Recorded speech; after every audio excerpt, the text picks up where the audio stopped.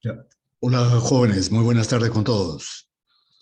Bueno, son tres todavía, pero seguramente ya conforme pase el tiempo se irán conectando más compañeros. Ante todo, bueno, deseo que hayan estado bien de salud. Y Buenas vamos, tardes, ingeniero. buenas tardes, ¿cómo están? ¿Qué tal? Vamos a continuar sin mayor preámbulo con las clases, por lo que el sílabo es bastante extenso, ¿no? Y el tiempo a veces me resulta corto para poder cubrir todos los puntos de cada capítulo. Bueno, en la clase pasada nos quedamos viendo aspectos generales del proceso de combustión en un motor de encendido por chispa. Y dimos al principio de esa clase cuáles eran las condiciones para que la combustión fuese lo más eficiente posible. Esto realmente se cumple para cualquier motor de combustión interna y para cualquier máquina térmica, ¿no?, que trabajan con combustión. Dijimos, por ejemplo, que la combustión, para que sea eficiente, tiene que ser un proceso rápido. Y para que la combustión sea rápida, tiene que realizarse a la mayor temperatura posible. Claro, la presión también influye, pero la influencia de la temperatura es exponencial. Entonces debemos procurar de que la temperatura sea la más alta posible, siempre y cuando pues esté concordante con la resistencia mecánica del motor y que no produzca disociación, ¿no? Porque la disociación, es decir, además de limitar la temperatura, también provocan los NOx, los óxidos de nitrógeno, que son gases muy tóxicos, ¿no?, que están prohibidos por encima de cierto límite, está prohibida su emisión, más allá de ese límite máximo permisible. La otra condición era de que la combustión tiene que realizarse oportunamente. Y oportunamente significa en las mejores condiciones. Y las mejores condiciones para la combustión en un motor cualquiera es cuando este proceso se realiza cerca del punto muerto superior, en las cercanías del punto muerto superior. Con ello nosotros garantizamos de que la combustión se realice cuando el volumen en la cámara de combustión es la mínima, ¿no? Y esto a su vez hace que los reaccionantes estén lo más concentrados posibles. Esto incrementa la temperatura en el momento de la combustión, ¿no? Toda la energía que se libera se convierte en energía interna en forma de temperatura. Entonces, esto a su vez va a permitir que al inicio de la expansión tengamos la mayor presión y la mayor temperatura posible para que esa carrera sea eficiente, para que la carrera de expansión sea eficiente y se maximice el trabajo que desarrolla el motor o el ciclo, ¿no? Y la tercera condición era que, bueno, que la combustión sea lo más completa posible. Para que esta combustión sea completa, sabemos que tiene que haber la suficiente cantidad de aire, ¿no? Para cada tipo de motor, la suficiente cantidad de aire. Además, que las pérdidas de calor al refrigerante sean las mínimas necesarias para que las partes del motor, las partes con menor punto de fusión, se lleguen a fundir, ¿no? Solamente para evitar eso es el proceso, es la refrigeración. Del punto de vista termodinámico, obviamente, si los materiales resistieran esas temperaturas, altas temperaturas, no sería necesario la refrigeración, ¿no? Y la eficiencia de los motores sería mucho mayor, ¿ya? Dijimos también que para el estudio de los procesos de combustión en cualquier motor, sea de encendido por chispa o diésel, es más conveniente, es más útil utilizar un diagrama indicado abierto, ¿no? Estos diagramas que se obtienen actualmente con sensores electrónicos y con ayuda de la computadora, nos permiten desplegar el proceso de combustión y amplificar zonas, ¿no?, de la combustión que antes era imposible analizar. Con los diagramas presión-volumen era imposible analizar qué cosa ocurría cerca del punto muerto superior, ¿no?, que es donde se desarrolla el proceso de combustión en un motor Eche, básicamente. Entonces, en los diagramas abiertos PFI se observa esto con mucho más claridad, tal como lo hicimos notar en su momento en la clase. Vamos a retomar eso con la ayuda de una diapositiva, ¿ya?, con la diapositiva correspondiente.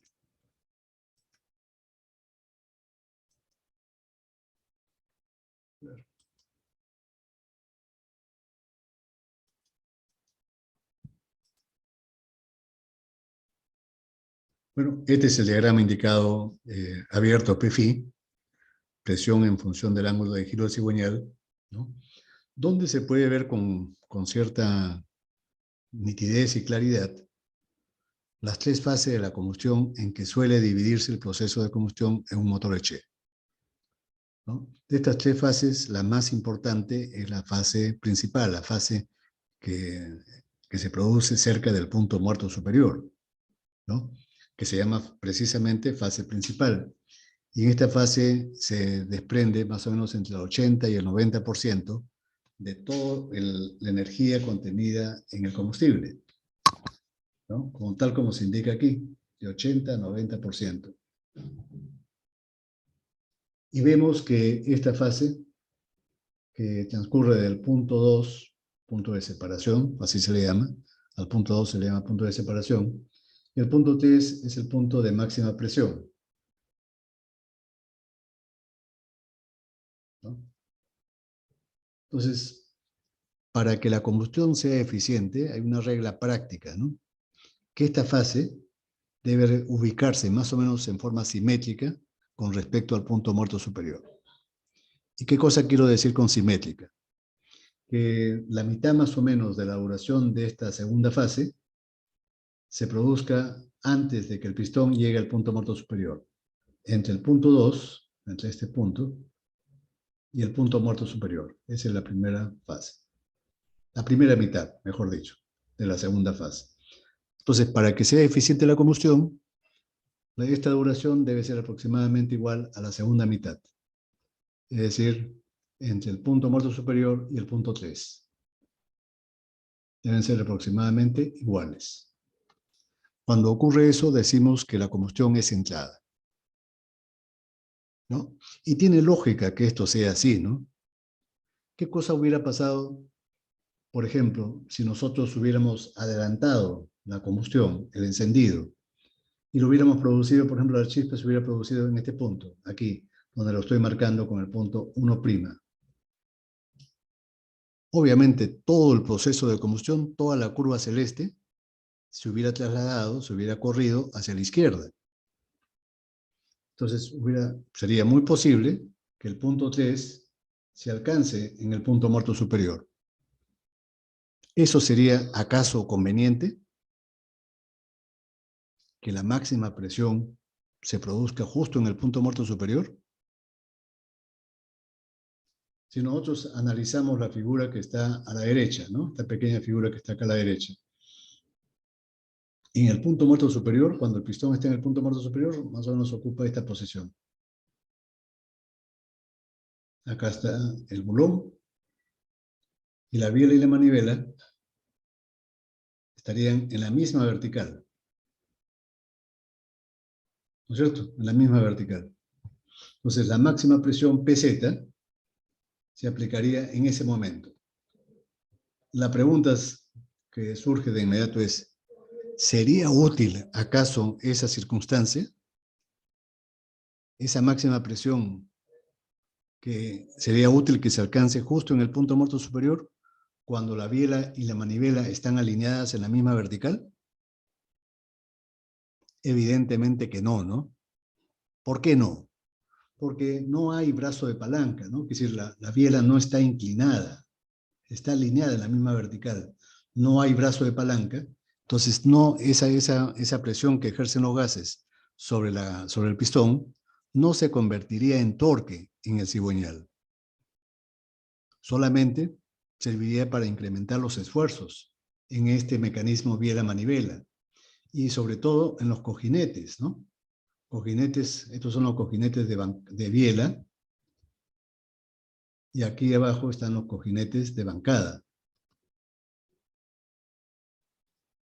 Los cojinetes, que sería bueno que ustedes los busquen en internet, se llaman metales o cojinetes, son piezas que sirven para reducir la fricción,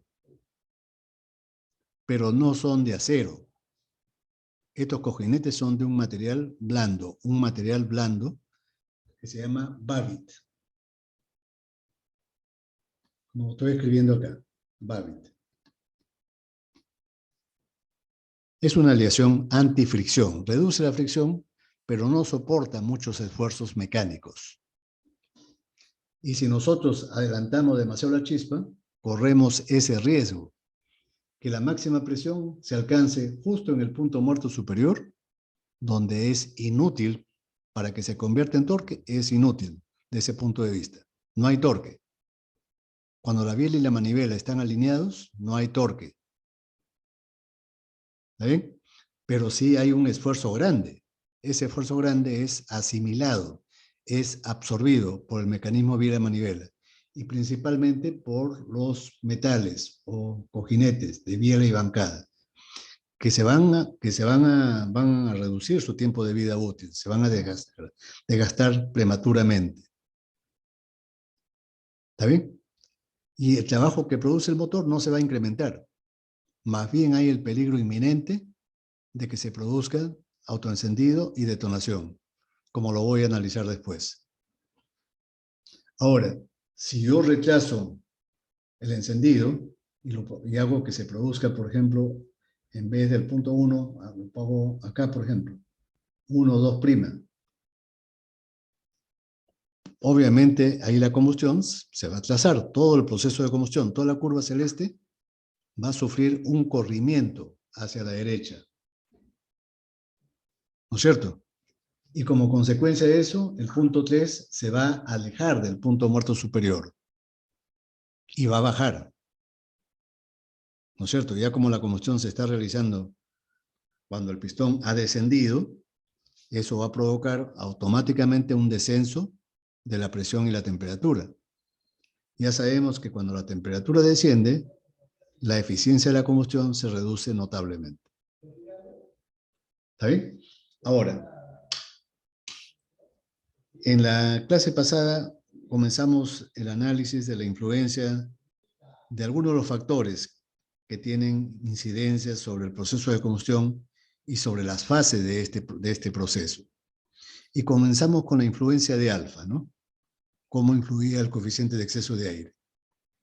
Por ejemplo, llegamos a la conclusión, ¿no? No conclusión, sino era un hecho experimental, que la mayor rapidez de la combustión se producía cuando el alfa, cuando el coeficiente de exceso de aire, correspondía a una mezcla ligeramente rica, cuando alfa estaba en el rango de 0,85 a 0,9.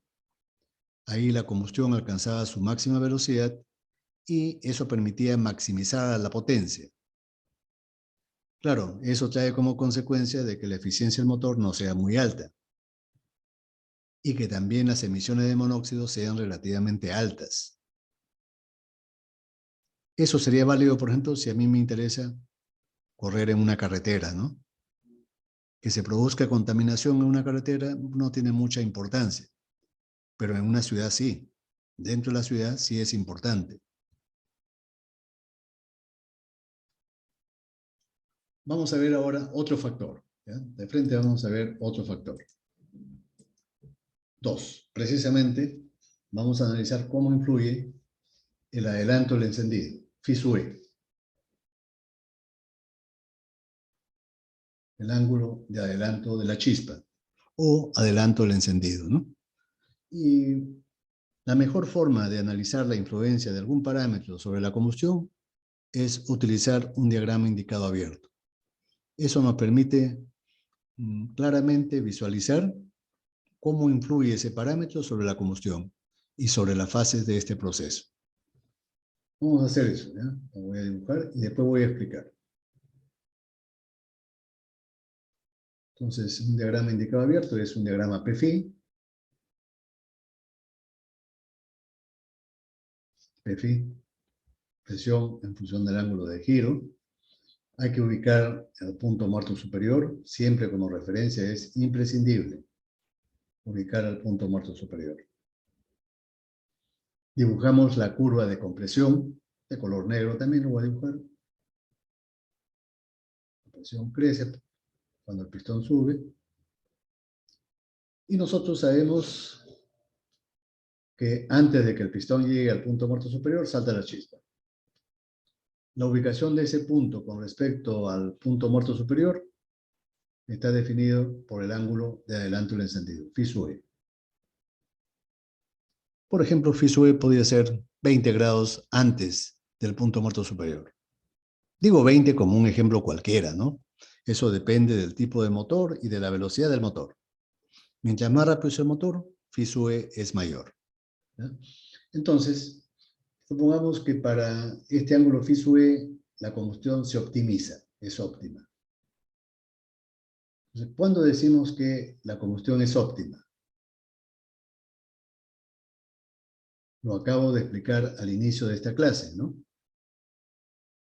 Phi sub e, el ángulo de encendido, es óptimo cuando la segunda fase de la combustión se ubica simétricamente con respecto al punto muerto superior, ¿ya? De tal forma que este punto donde alcanzamos la presión máxima, que le hemos llamado punto test, donde alcanzamos la máxima presión, la distancia en grados con respecto al punto muerto superior, esta distancia, lo vamos a llamar phi de pz. Eso me va a determinar la ubicación de la presión máxima, ese ángulo, ¿no es cierto? Entonces, cuando el ángulo phi sub e es óptimo, phi sub e es óptimo, es el ángulo óptimo, si phi de pz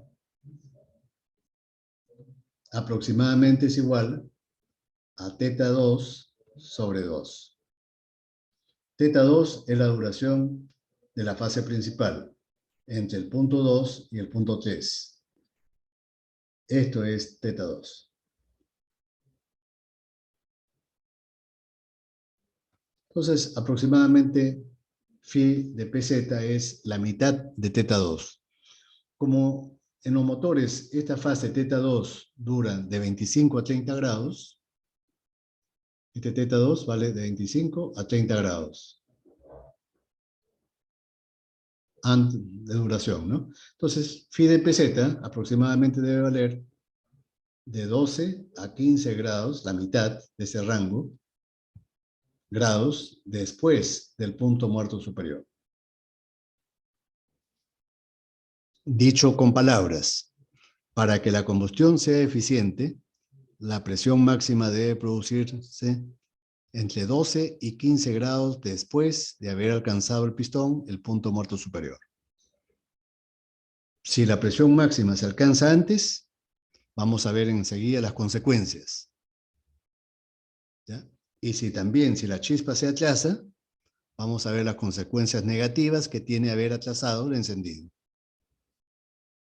¿ya? Con este ángulo, nosotros garantizamos que la conversión de presión en torque se maximiza y el motor adquiere su máxima potencia para un régimen determinado. ¿Está bien? Con este ángulo phi sub e. ¿Qué pasaría si nosotros adelantamos el encendido? Voy a dibujarlo con color azul. Si adelantamos el encendido con un mayor ángulo, phi sub e 1. Entonces, la fase inicial va a durar un poco más, pero el punto de separación se va a producir antes. Punto 2 va a estar un poco antes. Pero la presión máxima, vean ustedes lo que va a ocurrir.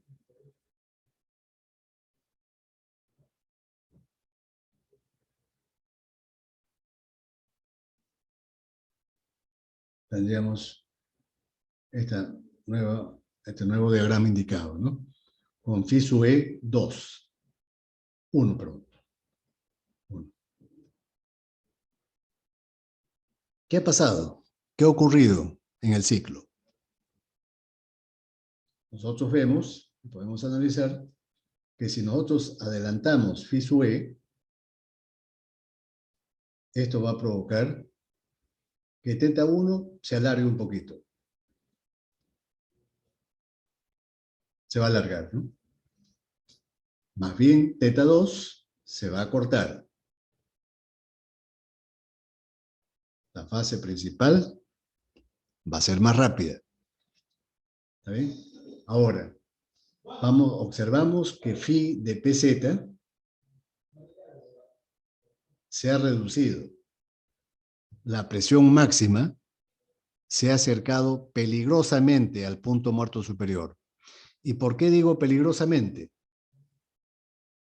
Porque vemos que no solamente se ha acercado, sino que ha crecido el valor de PZ. ¿Y eso qué cosa puede causar? Puede causar autoencendido o detonación. ¿Ya? Entonces, esto provoca que PZ y TZ crezcan.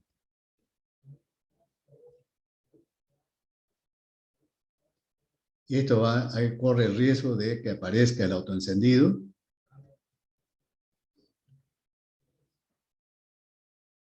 o la detonación.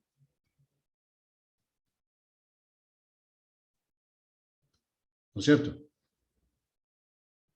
Hay el peligro inminente.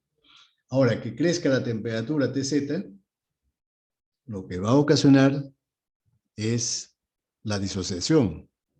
Y con la disociación, el aumento del porcentaje de NOx. Las emisiones de NOx se producen a altas temperaturas. Entonces, eso puede ocurrir. Pero lo más peligroso es que se produzca esto, ¿no? Porque estos fenómenos pueden causar el colapso del motor. ¿Ya? Si es que duran mucho el autoencendido o la detonación, y cuando digo mucho son unos cuantos minutos, pueden provocar literalmente el colapso total del motor, por adelantar demasiado la chispa, ¿no? Además, vean ustedes, como la presión máxima crece y se acerca a la vez al punto muerto superior, ¿qué cosa va a provocar sobre los cojinetes? Desgaste de los cojinetes.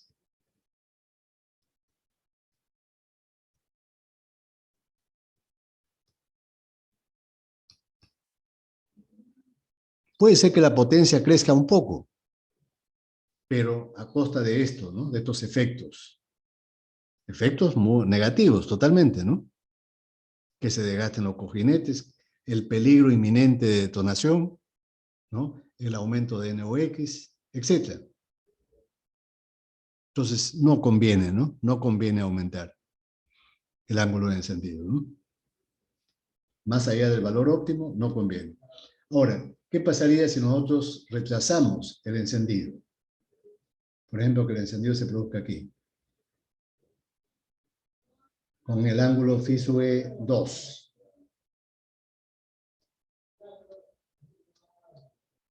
Entonces, lo que va a ocurrir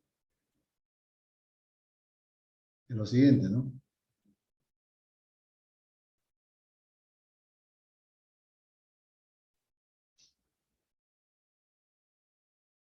Esto es con phi sub e 2.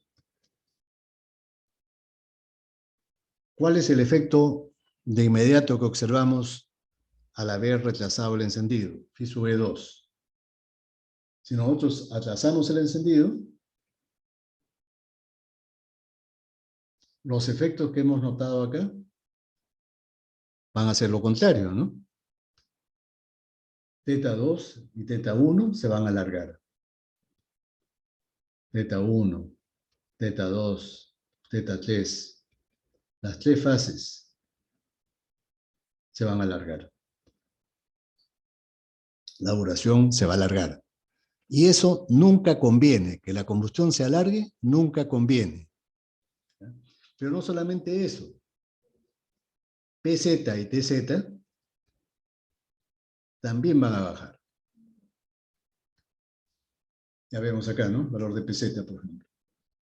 Pero no solamente baja la presión PZ, sino que se aleja del punto muerto superior. Phi de PZ aumenta, alejándose del punto muerto superior. ¿Eso conviene o no? Por supuesto que no conviene, ¿no? Porque si la presión y la temperatura máxima de combustión se logra lejos del punto muerto superior, ya cuando el pistón está bajando, eso significa que la combustión se está realizando en un volumen muy grande. Y cuando el volumen crece, la temperatura tiende a bajar, ¿no? Entonces, ya sabemos que la temperatura, cuando desciende, influye negativamente sobre la velocidad de la combustión. Entonces, no nos conviene, ¿no? Claro, no va a haber autoencendido, no va a haber, por supuesto. El desgaste de los cojinetes tampoco se va a producir. Pero ¿qué efectos van a haber? ¿Qué efectos negativos, además de lo que he mencionado? Por ejemplo, con este, si nosotros atrasamos mucho la chispa, va a aumentar el porcentaje de CO2, de monóxido. Va a aumentar el porcentaje de hidrocarburos,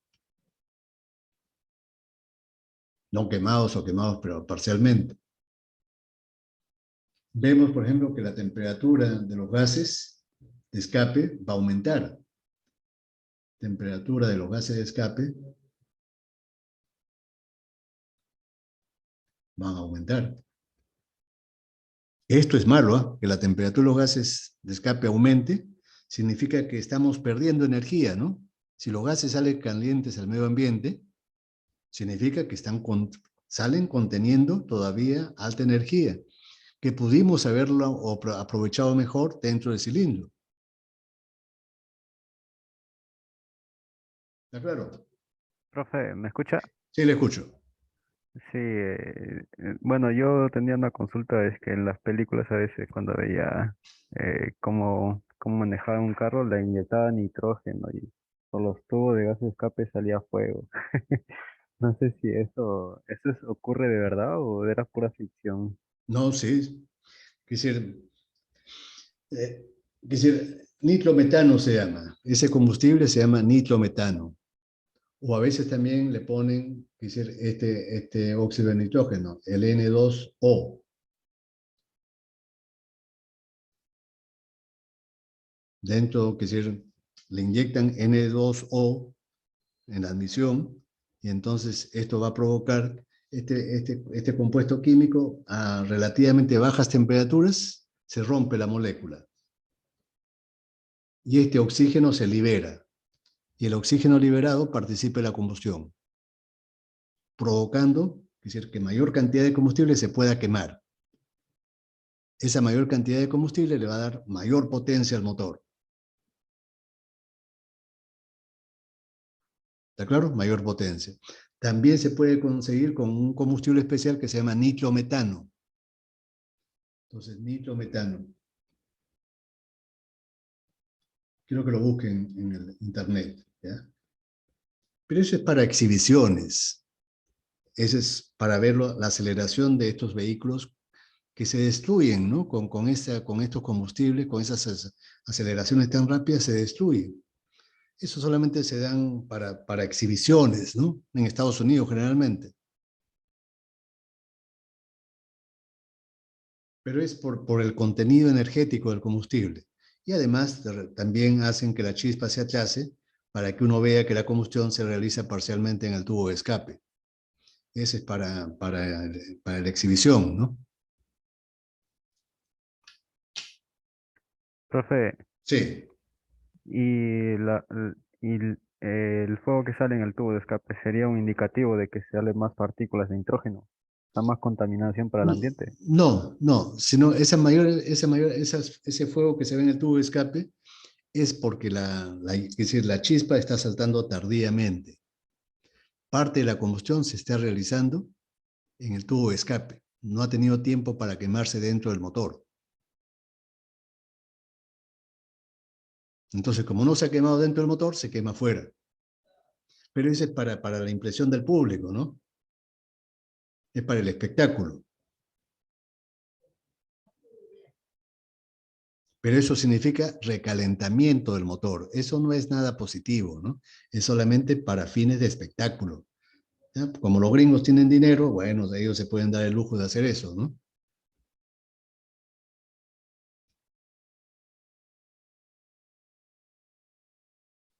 Ahora, ustedes se preguntarán, ¿y cómo es que adelantamos la chispa? Vamos a mostrarlo con una diapositiva, ¿ya?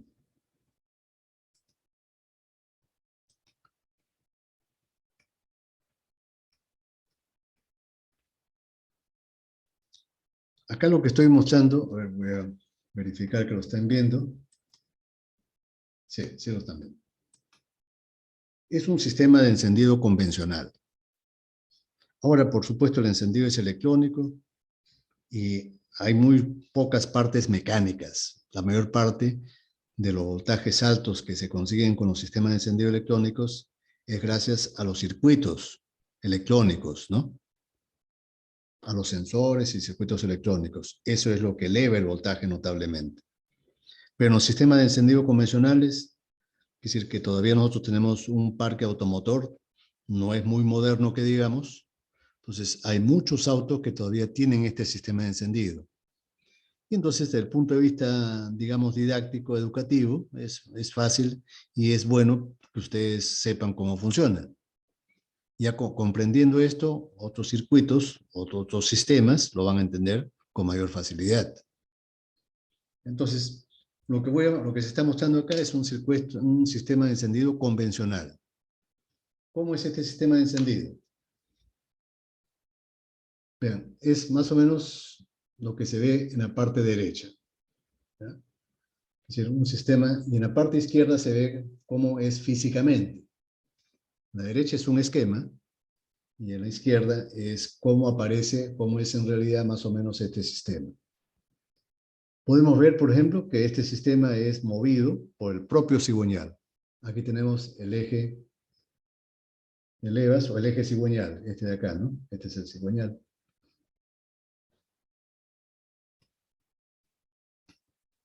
Y tenemos un sistema de transmisión. Pueden ser de engranajes, ¿no? Pueden ser también de poleas dentadas, con su faja de distribución. Y entonces uno ve que la velocidad del eje del distribuidor es la mitad que la velocidad del cigüeñal, ¿no? Porque la polea es, o la catalina es el doble del diámetro que la catalina, que el engranaje que está en el cigüeñal. Eso es en un motor de 4 tiempos, ¿no? Que es decir, la chispa debe saltar cada 2 vueltas, una chispa por cilindro cada 2 vueltas. Para que eso se cumpla, el eje de levas y el eje del distribuidor deben girar a la mitad de la velocidad que el eje cigüeñal. ¿No es cierto? Entonces, el distribuidor eléctrico es este. Entonces, todo esto está acá. Menos la bujía, ¿no? La bujía no se nota acá. Ahora, en el esquema se puede ver cómo funciona más o menos este sistema de encendido. Hay 2 circuitos, como le dije, ¿no? Un circuito primario, que es lo que está acá abajo. Circuito primario.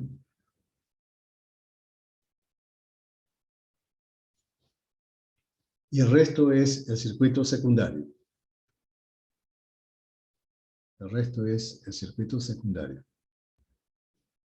Todo lo que está arriba. El secundario y el primario, abajo.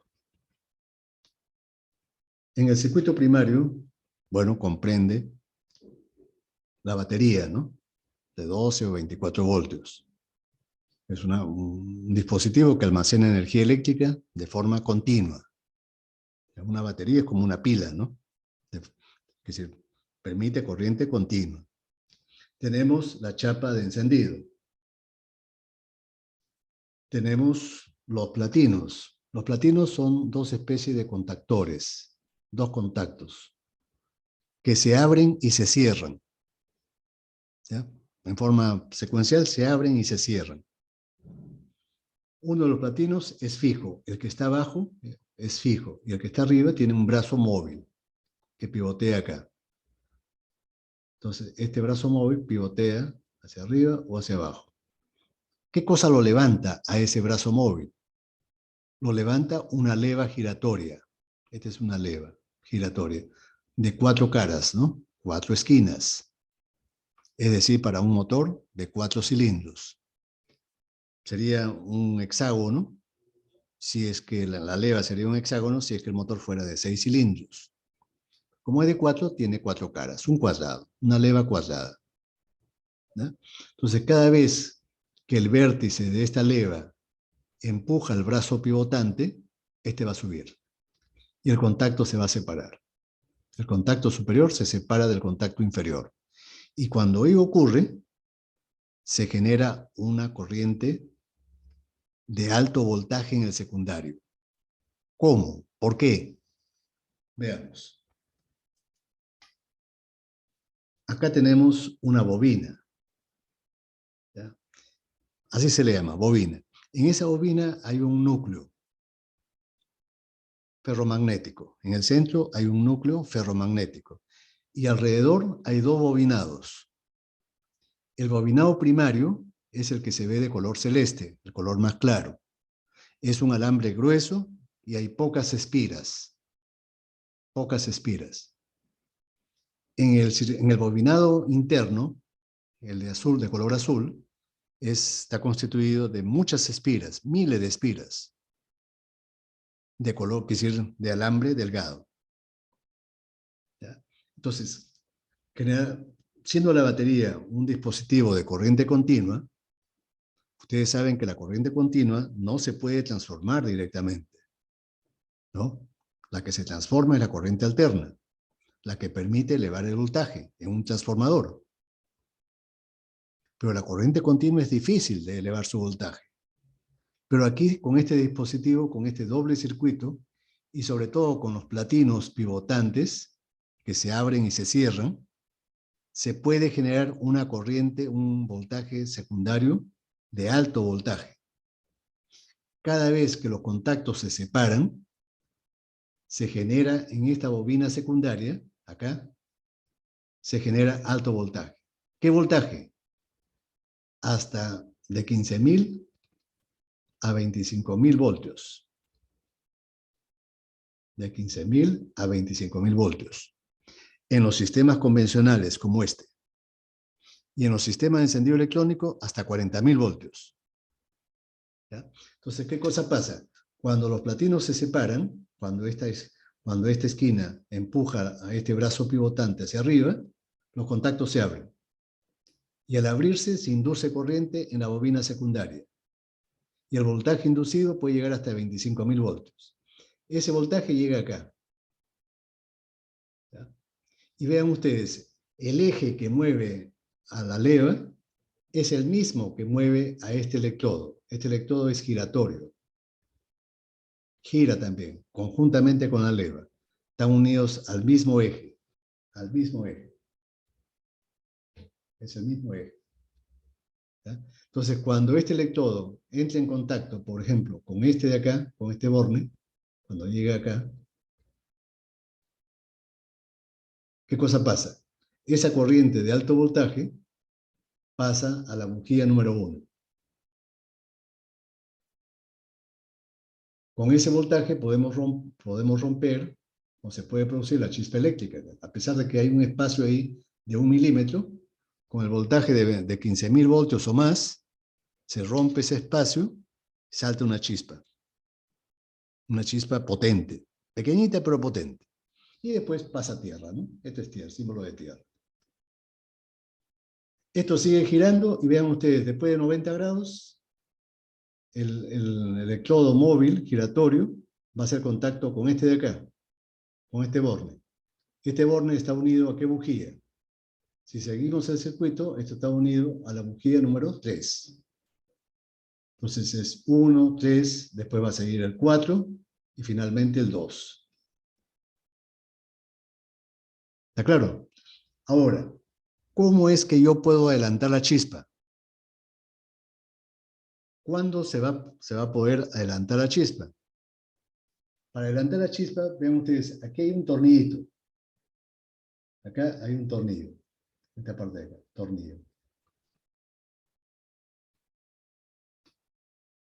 Cuando yo muevo, aflojo ese tornillo, yo agarro el distribuidor con la mano y lo puedo girar, un poquito lo puedo girar, a la derecha o a la izquierda, en sentido horario o antihorario. Y cuando yo hago eso, lo que estoy girando es el momento en que el vértice de esta leva empuja el brazo pivotante. Cuando yo giro con mi mano este distribuidor, no se está moviendo la leva. Lo que se está moviendo es todo este elemento, donde están los contactos, donde está el condensador. Pero la leva se ha mantenido inmóvil. ¿Está claro? Y entonces, al moverse todo este disco, yo estoy alterando el momento en que la leva empuja el brazo móvil y el contacto se abre. Es decir, estoy alterando el momento en que salta la chispa. ¿Está bien? ¿Se ha entendido, por favor? Ingeniero, una consulta. Sí. En ese eje móvil y las escobillas, ¿hay un espacio, un gap? ¿O de todas maneras se contactan? No, hay contacto físico. Acá hay contacto físico. Es precisamente ese nombre, correcto, escobilla, ¿no? Es decir, Ok. rosa físicamente, y ahí la corriente, no hay un espacio libre. El único espacio libre es en los electrodos de la bujía. Ah, ok, ingeniero. ¿Ya? Ahora, este condensador, es decir, es para evitar el chisporroteo. Cada vez que los contactos se separan, es decir, por un instante, cuando están muy cerquitas separándose, hay la tendencia a que la corriente siga circulando. Entonces forma una pequeña chispa que con el tiempo perfora los platinos, los desgasta y los perfora. Para evitar o disminuir un poco el chisporroteo, es que se pone acá en paralelo un condensador. Ese condensador absorbe esa corriente y disminuye el chisporroteo. ¿Ya? Entonces, esa es la explicación, ¿no? Yo puedo entonces cambiar, puedo modificar la ubicación del punto 1 en el diagrama. Puedo adelantar la chispa, agrandando FISU E, o puedo rechazar la chispa, ¿no? Disminuyendo FISU E. Cuando hago eso, todo el diagrama de combustión, toda la curva azul, se corre o a la izquierda cuando adelanto, o a la derecha cuando atraso la chispa. ¿Ya? Entonces, el ángulo de adelanto del encendido es un parámetro modificable, regulable.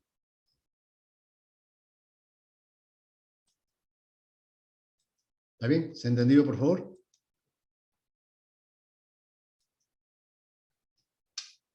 Otro parámetro, 3. Épsilon.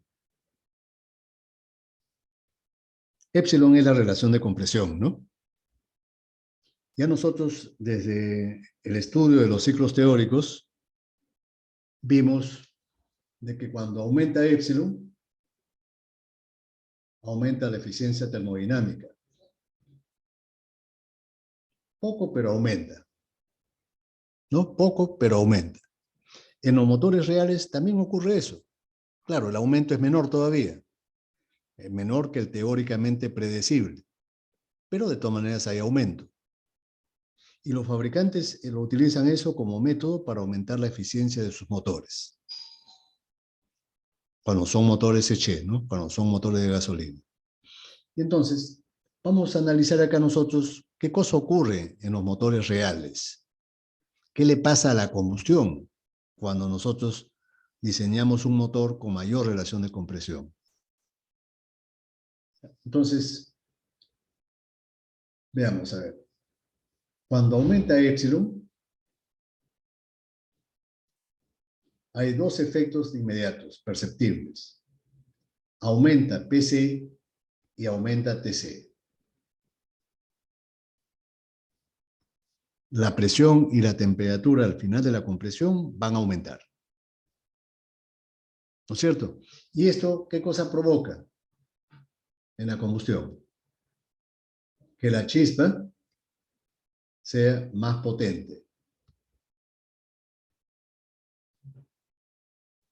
y estable. Cuando la chispa es más potente y estable, esto va a influir positivamente en la fase de la combustión. Sobre todo la primera fase va a ser más rápida. como el encendido es más intenso, con una chispa más potente, entonces la primera fase se va a acelerar, va a disminuir su duración. Y la combustión en esa fase va a aumentar. Perdón, la duración va a disminuir, ¿no? La intensidad es la que va a aumentar.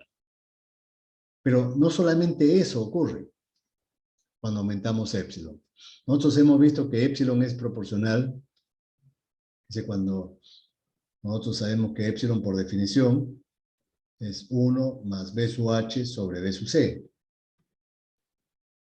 Si nosotros asumimos que B sub H es constante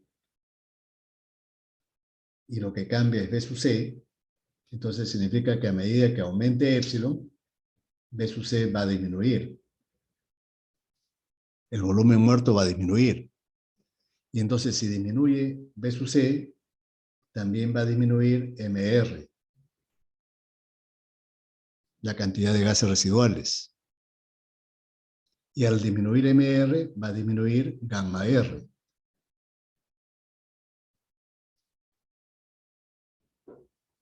Entonces, cuando disminuimos gamma R, entonces mayormente va a ser mezcla fresca, la que se comprime, ¿no?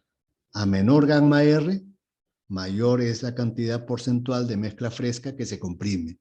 Es decir, esa mezcla no se contamina con los gases quemados. Es más limpia, por decir algo, ¿no? Es más limpia, menos contaminada. Y una mezcla aire-combustible menos contaminada se enciende más rápido. La presencia porcentual grande de gases residuales hace lo contrario, ¿no? Es decir, hace que el encendido sea más lento, más inestable. Entonces, esto favorece al encendido. La chispa es más potente.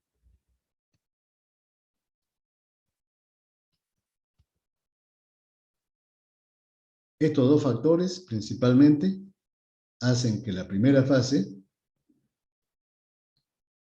disminuya en duración. Teta 1 y teta 2 disminuyen en duración. Y esto lo podemos visualizar en un diagrama PFI.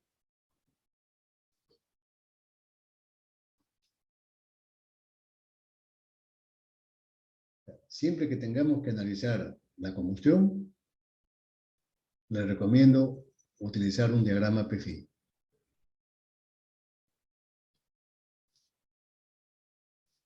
Aquí es imprescindible ubicar el punto muerto superior.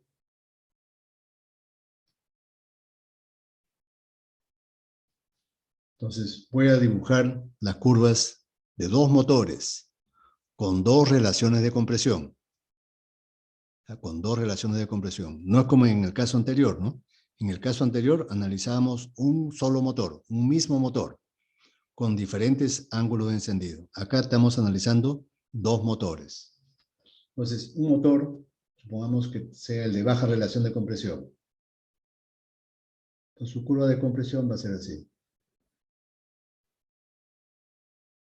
Esto es con epsilon 1.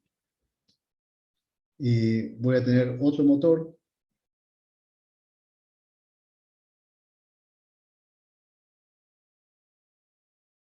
con otra relación de compresión, epsilon 2. Obviamente, epsilon 2 mayor que epsilon 1. Y entonces, supongamos que con el primer motor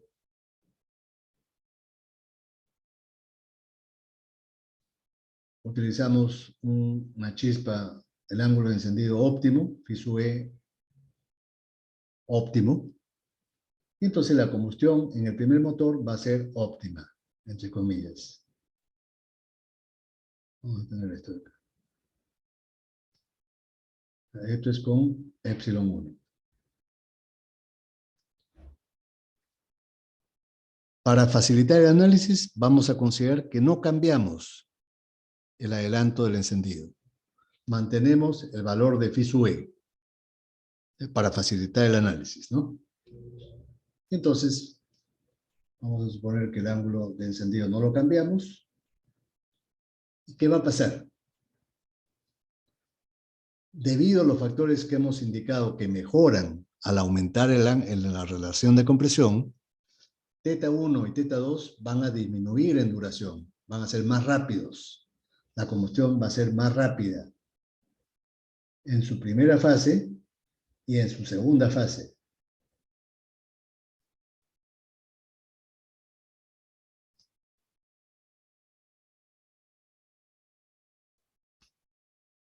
Y vamos a tener esto. Epsilon 2. El punto muerto superior está acá, ¿no?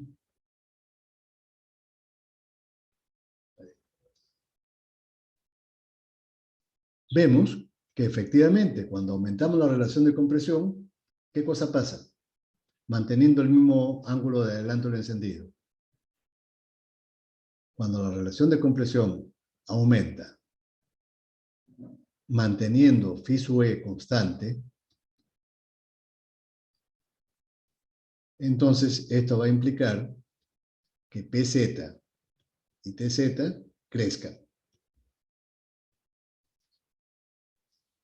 Pero no solamente eso. La presión máxima se ha acercado al punto muerto superior. Vean ustedes. El pico, acá el pico de la curva azul, se ha acercado, está más cerca del punto muerto superior. Entonces, phi de Pz ha disminuido. ¿Eso es bueno o es malo? ¿Lo que ha pasado es bueno o es malo?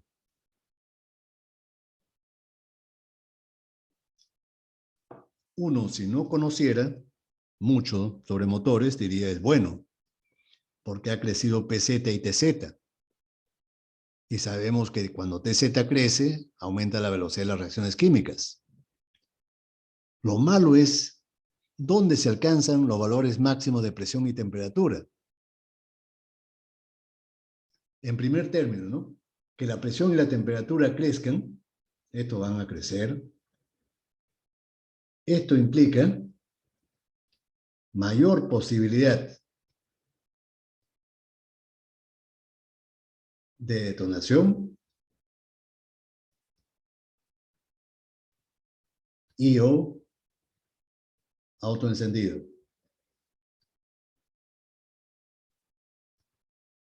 Como en el caso anterior, que adelantábamos la chispa, ¿no? Si nosotros no aumentamos el octanaje de la gasolina que está utilizando este motor de mayor relación de compresión, eso va a pasar. Se va a producir la detonación y el autoencendido. Entonces, esto nos obliga a utilizar un octanaje mayor. Si no, va a detonar. ¿Qué más? Los mayores esfuerzos, ¿no? Esta mayor presión y temperatura significa mayores esfuerzos mecánicos y térmicos.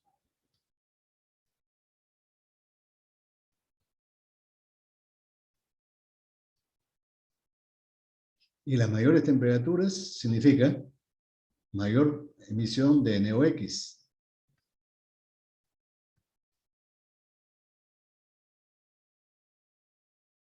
¿Qué debemos hacer para compensar algo esto, no? Claro, ya sabemos que es bueno aumentar la relación de compresión porque con ello nosotros conseguimos más eficiencia. Pero no debemos mantener el mismo adelanto del encendido. ¿Qué debemos hacer con el encendido? ¿Adelantarlo o retrasarlo?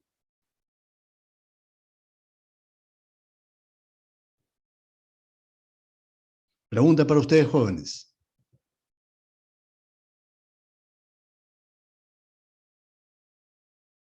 ¿Están ahí?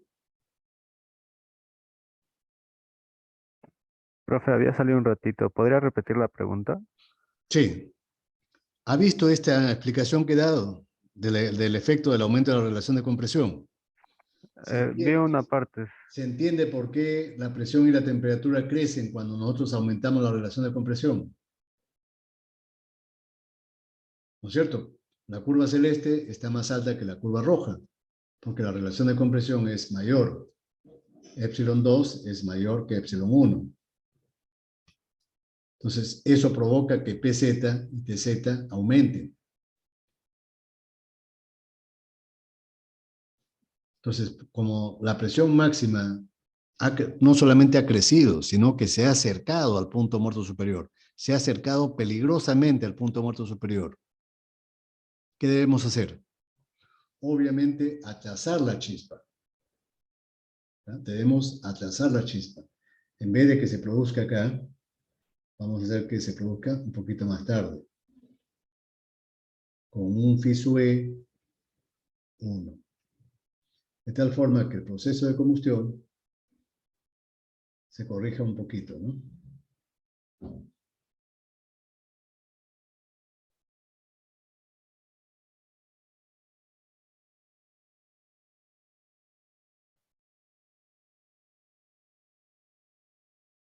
Sea así.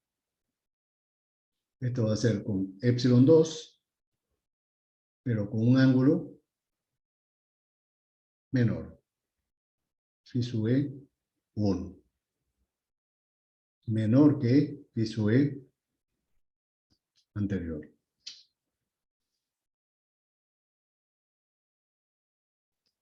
Claro, ha bajado un poco, ¿no? Retrasando un poco la chispa, ha bajado la presión máxima. Ha bajado la temperatura máxima.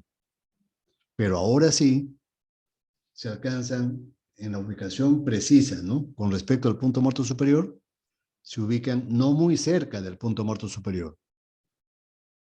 Ya sabemos los efectos malos que ocurren cuando la presión máxima se alcanza o justo en el punto muerto superior, o muy cerca del punto muerto superior, o incluso a veces antes del punto muerto superior. Eso es peor todavía, ¿no? Que la presión máxima se alcance antes del punto muerto superior, ya eso es muy malo. Debe alcanzarse de 12 a 15 grados después del punto muerto superior, no antes de ese ángulo. ¿Está claro? Noten Sí, profe. ustedes que este motor, claro, tiene más eficiencia, tiene más potencia. Cuando aumentamos la relación, eso va a ocurrir, ¿no? Cuando aumentamos épsilon, aumenta la potencia del motor, aumenta la eficiencia. Pero ya sabemos que el crecimiento no es lineal. El crecimiento de la eficiencia del motor real con respecto a épsilon no es una recta, es una curva. A medida que nosotros aumentamos épsilon, es decir, también aumentan las pérdidas de calor. ¿Pérdidas de calor a dónde? Al refrigerante.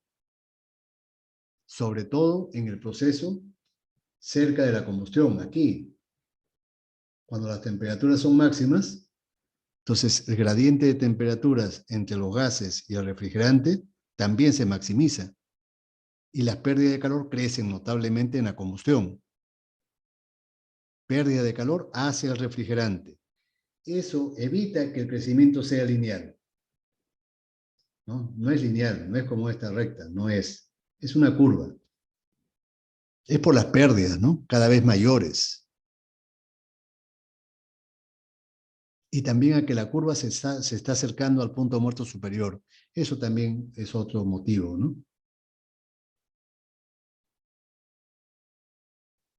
Pero eso es inevitable. ¿Está bien? ¿Se ha entendido? Sí, profe. Sí, ya, muy bien. 4. 4. La carga. Carga. Cuando hablamos de carga es potencia, ¿no? La carga la estamos vinculando a la potencia del motor, NE, a velocidad constante. Y sabemos que esta variación de la potencia la logramos abriendo o cerrando la válvula mariposa.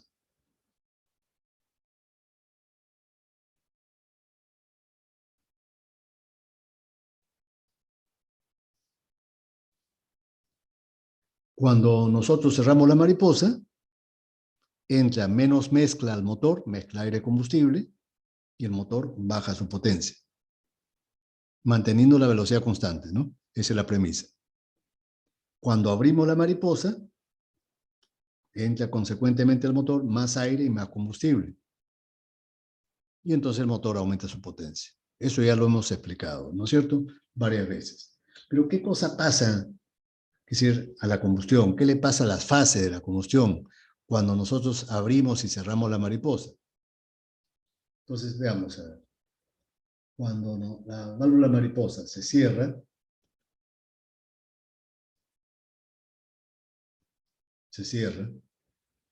hay varios efectos negativos, ¿no? ¿Cuáles son? Por ejemplo, el flujo de aire se estrangula,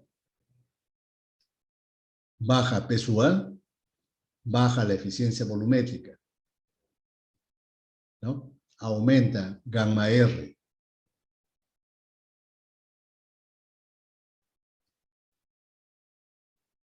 Cuando baja P/A,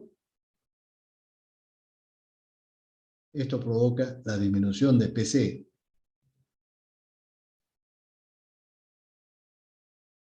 la presión al final de la compresión, ¿no? En el momento en que salta la chispa. Cuando baja PC, esto afecta a la chispa. La chispa se debilita. Chispa débil. Débil. Inestable. Inestable. Lo mismo, el aumento de gamma R, esto implica contaminación de la mezcla fresca. Cuando la mezcla fresca se contamina con los gases residuales, entonces la chispa también es más débil. Lo mismo, chispa más débil.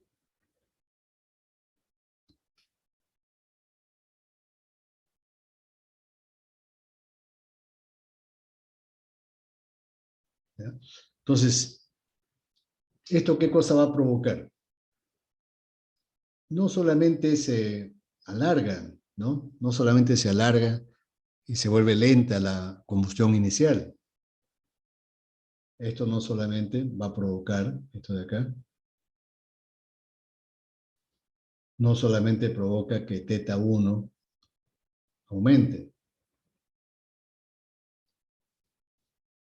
sino que la velocidad de la llama se vuelve lenta. Y si la velocidad de la llama se vuelve lenta, la fase 2 y la fase 3 también disminuyen, aumentan, perdón. θ2 y θ3 aumentan.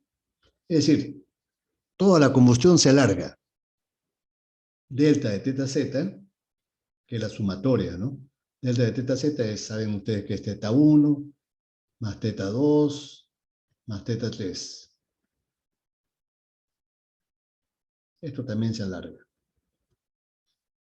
Ya sabemos que cualquier aumento de duración de la combustión tiene un efecto negativo sobre no solamente la combustión, sino sobre todos los parámetros del motor.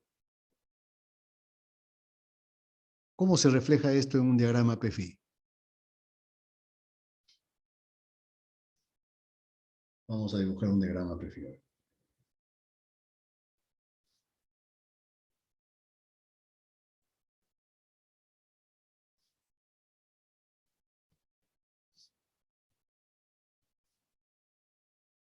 Ubicamos el punto muerto superior.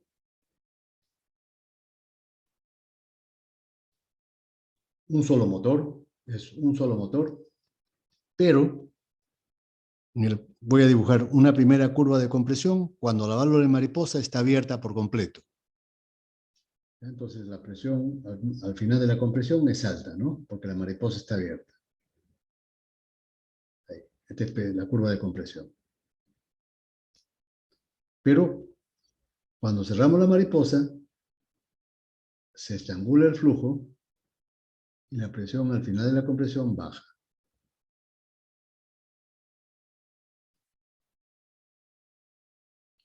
Vamos a suponer que cuando la mariposa está completamente abierta, que la primera curva, esta es con la mariposa abierta al 100%. Vamos a suponer que el ángulo de adelanto del encendido está por aquí.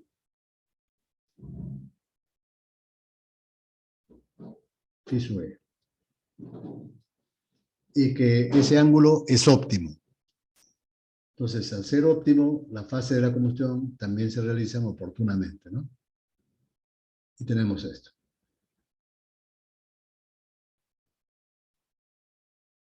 Esto es con phi de la mariposa 1. 100%. Ahora, ¿qué cosa ocurre cuando cerramos la mariposa? Vamos a suponer que mantenemos el mismo ángulo, ¿ya? El mismo ángulo de adelanto del encendido. Puede dibujarlo de otro color. Mantenemos el mismo ángulo. Pero, debido a lo que hemos ya analizado, que esto provoca que la combustión se vuelva lenta, que se ralentice la combustión en todas sus fases. Todas las fases se vuelven más lentas. Teta 1, teta 2, teta 3. Con la fase 1 se alarga. Y vean ustedes qué cosa se está produciendo, ¿no? Como no hay efecto de la combustión, la presión comienza a disminuir. Cuando tan pronto el pistón comienza a bajar, comienza a disminuir. Y recién se produce la segunda fase aquí. Pero ya tarde. Y tenemos esto. Esto es con el phi de la mariposa, por ejemplo, 40%.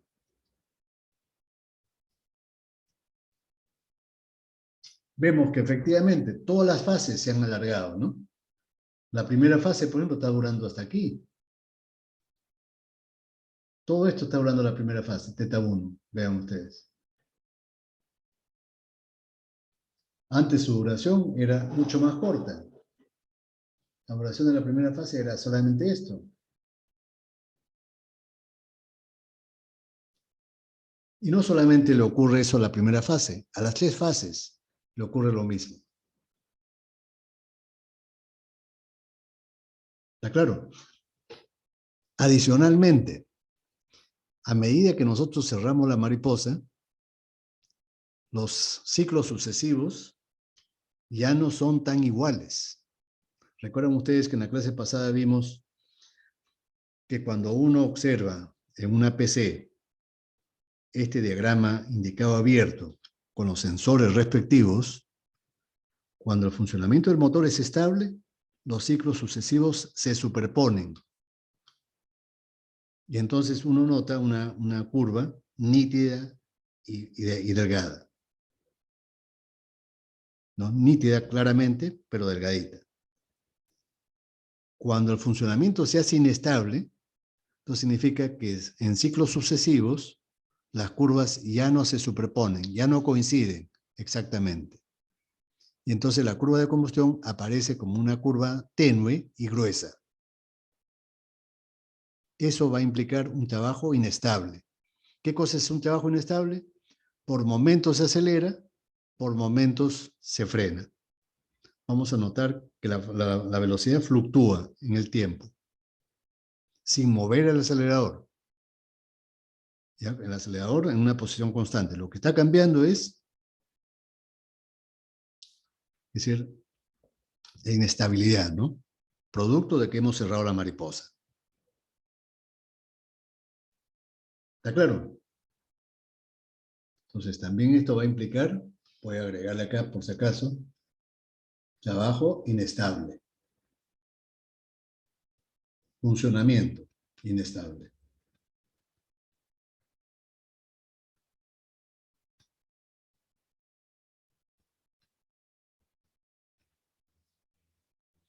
¿Qué debemos hacer para mejorar un poco este asunto?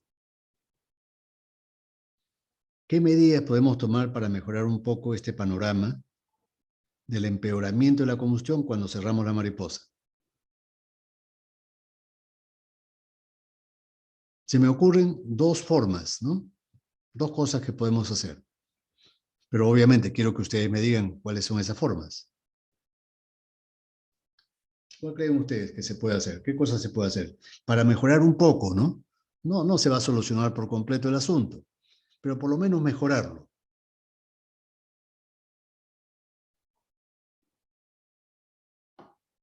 ¿Qué podemos hacer? A ver, la primera propuesta, ¿ya? La segunda la hacen ustedes. Se me ocurre que podemos, a medida que cerramos la mariposa, podemos adelantar el encendido. ¿Ya? Siempre que la duración de la primera fase se alarga o que la combustión se alarga, entonces la recomendación es adelantar el encendido. ¿Está claro? Entonces la recomendación es esta, ¿no? Si teta 1 y o teta 2 aumentan, entonces lo que se recomienda es aumentar el encendido. Esta es una recomendación que siempre se cumple. Entonces voy a hacer eso, voy a adelantar el encendido. Y adelantando el encendido, acá por ejemplo, con FISUE 1, va a mejorar un poquito el asunto, ¿no? Vamos a tener esto, por ejemplo.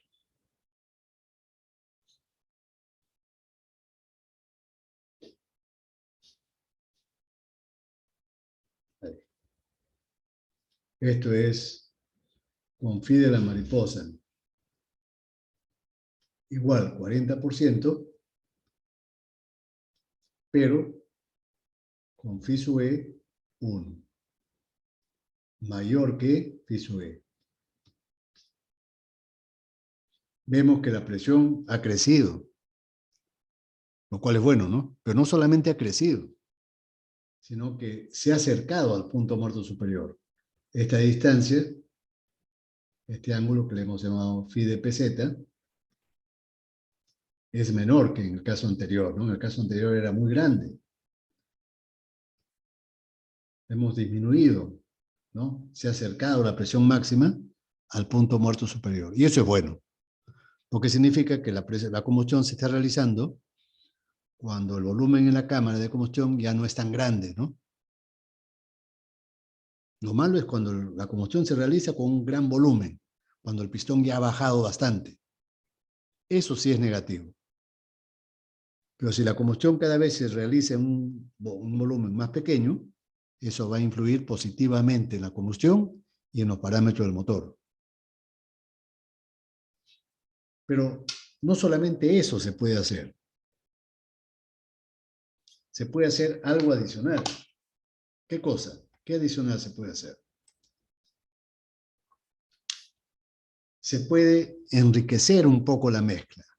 Vean ustedes.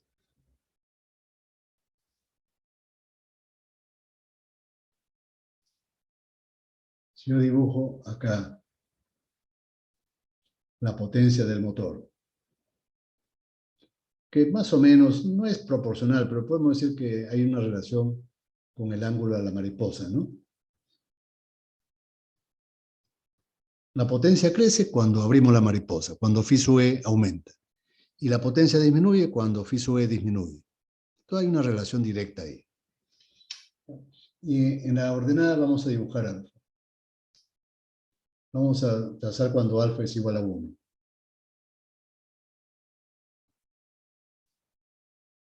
Como referencia. Entonces, en el régimen de máxima potencia, cuando la mariposa está completamente abierta, nosotros sabemos que eso se logra con una mezcla ligeramente rica. ¿Cuánto es el valor de alfa para obtener la máxima potencia, estando la mariposa completamente abierta? Que se logra con un alfa de 0,85 a 0,9. Eso ya lo hemos visto.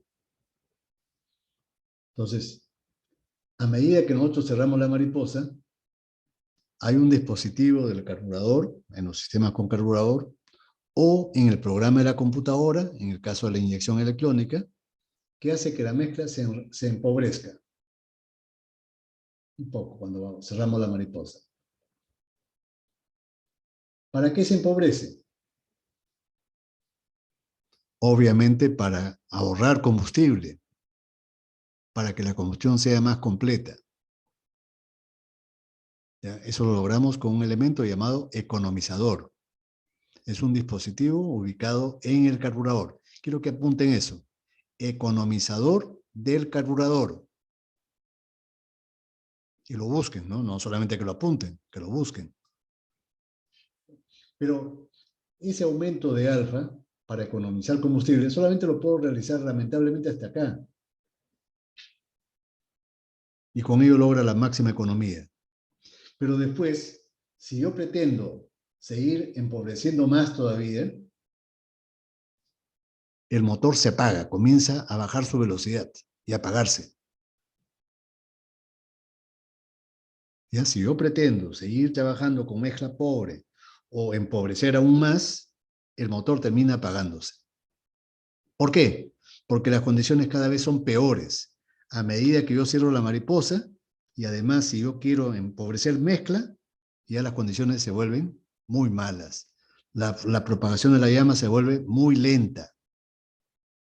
La única forma para que el motor siga trabajando y no se apague es enriquecer, comenzar a enriquecer la mezcla. Entonces la enriquezco. A partir de este punto la enriquezco. Lentamente al principio, ¿no? Y después, ya para cargas pequeñas, tengo que empobrecer más. Enriquecer, perdón, enriquecer. De tal forma que en vacío, en este régimen de carga cero, se llama vacío. A esto se le llama vacío. En vacío, el alfa está entre 0,8 y 0,85. Si yo no enriquezco la mezcla, simplemente el motor se apaga.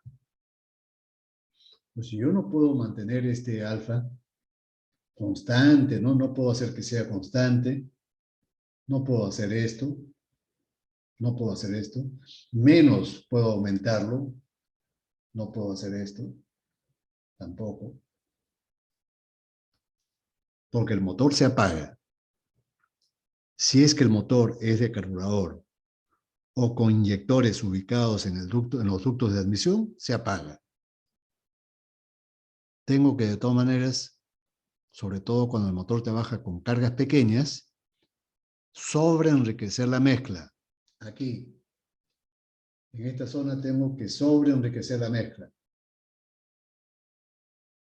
con cargas pequeñas. Pero, por desgracia, los motores de automóviles generalmente trabajan en la ciudad en esas condiciones. Y mientras más denso es el tránsito de vehículos, más probable que los motores trabajen ahí, en esta zona. Ahí. ¿Cuáles son los problemas de trabajar con mezclas tan ricas? Hay dos problemas graves. La eficiencia del motor es mínima. Es decir, mala economía.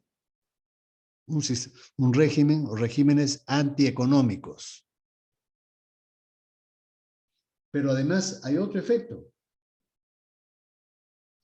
Alta contaminación.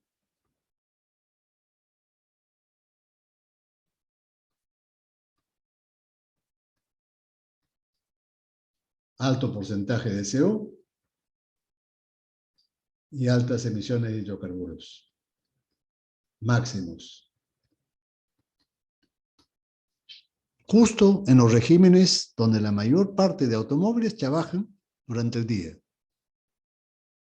en condiciones de alto tránsito urbano, sobre todo en Lima, ¿no?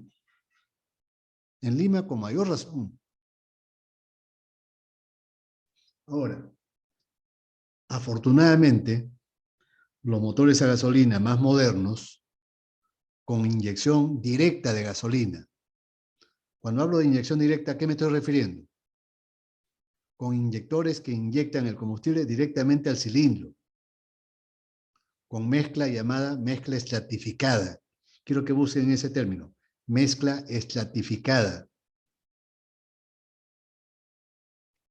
En esos motores modernos con inyección directa, sí es posible tener una curva como esta de acá. Motores de inyección directa de gasolina. Así lo vamos a llamar, ¿ya? Inyección directa de gasolina. Y esta curva de acá, la de abajo, es para los motores con carburador o con inyección indirecta de gasolina. Es cuando los inyectores están ubicados en los ductos de admisión, antes que ingrese a los cilindros. Inyección indirecta. Obviamente que esto representa una ventaja, ¿no? Los motores con inyección directa, cuando trabajan en bajas cargas, eso es altamente conveniente, ¿no? Significa alta economía y baja contaminación, precisamente en los regímenes donde los motores trabajan mayoritariamente en el tiempo. La mayor parte del tiempo trabajan en esas zonas. Y justo ahí, felizmente, tienen alta eficiencia y baja emisión de contaminantes. Lo que no ocurre con los motores más viejos, de antigua generación, ¿no?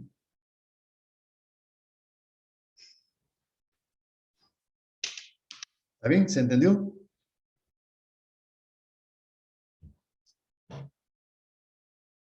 Sí, ingeniero. Solamente hay 4 alumnos. ¿No creen ustedes que eso explica de alguna forma la gran cantidad de desaprobados que hay? Son 21 alumnos y solamente hay 4. Sí, debe ser por la semana fin, profe. Sí, pero la semana fin, pues, es en algunos momentos nomás, ¿no? Uno no puede estar todo el tiempo en festividades. No, no es que yo quiera boicotear la celebración, ¿no? Pero el deber más importante de alumnos y profesores son las clases. Es el aprendizaje. Pero cada uno tiene la libertad de hacer lo que le parezca mejor, ¿no? Me refiero a los alumnos, los profesores no, los profesores tenemos la obligación de dictar clases. Los alumnos sí pueden escoger, ¿no? Pero ya bueno. Quizás eso explique, ¿no? Uno de los factores que explica la cantidad de desaprobados que hay.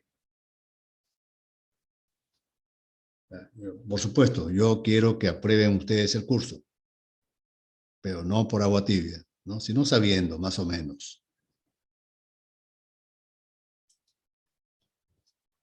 El otro factor, 5.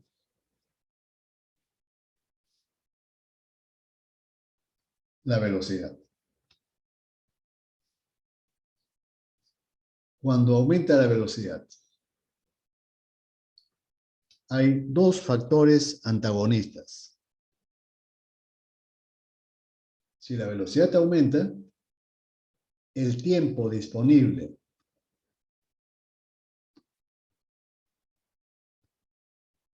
para la combustión disminuye de forma inversamente proporcional a la velocidad. Si la velocidad se duplica, el tiempo disponible se reduce a la mitad. Y ese es el problema de los motores modernos, veloces. Como son cada vez más rápidos, también el tiempo disponible para los procesos y sobre todo para la combustión cada vez es un tiempo más reducido. Eso representa un reto tecnológico, por supuesto. Hay que tratar de compensar esa deficiencia. el menor tiempo disponible. Y el otro factor es la turbulencia. Y la turbulencia, nosotros sabemos que en los motores se pueden originar en el momento del proceso de admisión, generando un remolino que se llama swirl. Y al final del proceso de compresión hay otro movimiento, otra turbulencia que se llama squish.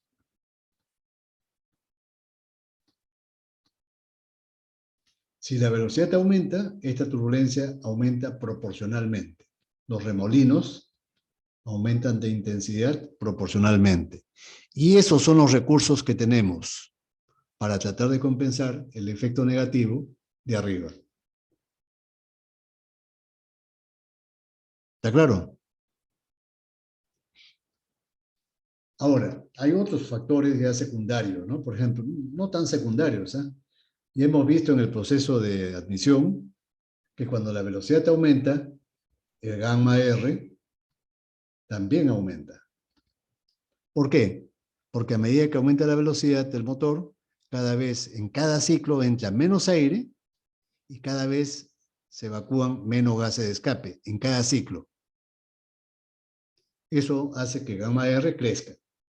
Y esto juega un papel negativo en la combustión, ¿no? Hace que la chispa se debilite. Chispa débil, ¿no?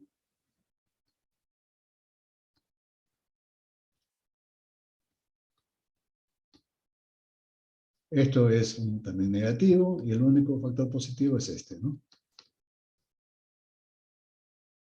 Podemos poner otros, pero vamos a dejarlo en esos tres. ¿Ya? Los dos más importantes son los dos primeros, obviamente. Son los más influyentes. Y entonces, tenemos que analizar qué cosa le pasa a la fase teta 1 y qué le pasa a la fase teta 2.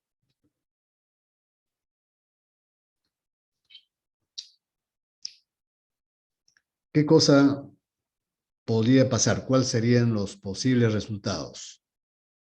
Si, por ejemplo, al aumentar la velocidad, la duración de las fases o de alguna de ellas aumenta, ¿eso es positivo o negativo?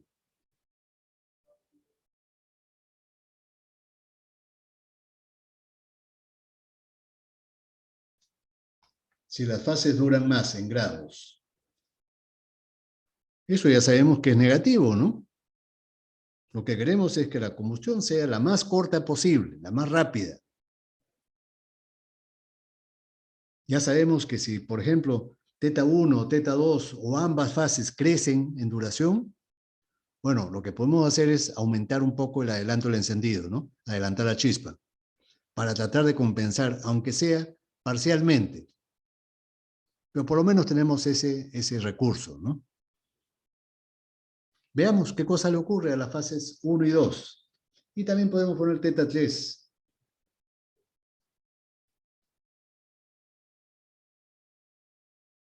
A ver, la fase teta 1, ¿de qué factores dependía?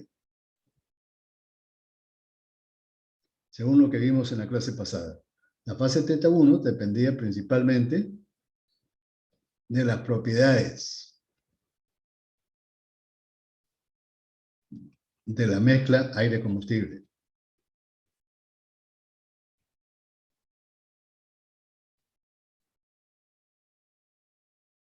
También depende de la velocidad y de la turbulencia, sobre todo, pero poco. Recuerden ustedes que las bujías se trataba de ubicar en los sitios de baja turbulencia, ¿no? Para que no se apague la chispa cuando recién comienza. Esa chispa es potente, pero es muy chiquita y rápido se apaga. Es como un encendedor. Yo puedo encender un encendedor con viento, pero si hay mucho viento se va a apagar ahí mismo. ¿No es cierto? Si hay mucho viento, lo va a apagar y no voy a poder prender. Si soy fumador, no voy a poder prender ni el cigarro, ni la cocina, ni nada. Entonces, depende de las propiedades. Y la turbulencia juega un papel secundario. Más bien no queremos que haya mucha turbulencia en la primera fase, ¿no?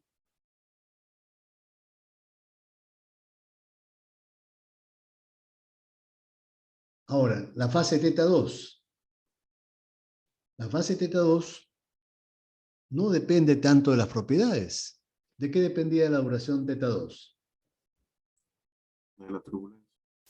De la turbulencia. Y de la temperatura de la combustión. De la velocidad de las reacciones químicas. Ya sabemos que la velocidad de las reacciones químicas es función de la temperatura, ¿no? Esto es función de Tz y de Pz. De las temperaturas. Pero básicamente de la turbulencia. Y θ3 es como la primera fase,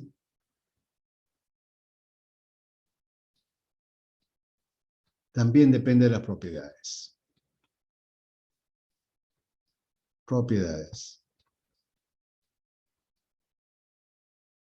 Poco depende de la turbulencia. También depende, pero poco. ¿Ya? Entonces, ¿qué cosa podemos decir? ¿Cuál de estas fases es la que probablemente se intensifique a medida que aumentamos la velocidad? ¿Cuál de estas fases se va a acelerar solamente por el hecho de aumentar la velocidad? No es cierto que 2. la fase 2, efectivamente. Entonces la fase 2 se va a intensificar, ¿no? Y entonces, ¿qué cosa podemos predecir? Aquí lo que hay que analizar no es la duración inicialmente, no vamos a analizar la duración en grados, ¿ya? Porque es más difícil ese análisis. Vamos a analizar cuánto duran esos grados en milisegundos.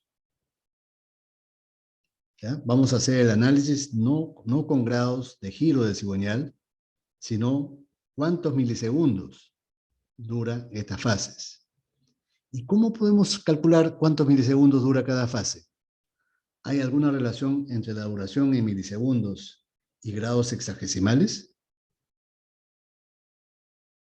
Sí, hay una equivalencia, hay una fórmula. ¿Cuál es esa fórmula? La vamos a deducir. ¿Ya? Vamos a deducir acá arriba. Acá arriba lo voy a deducir. ¿Ya? A ver.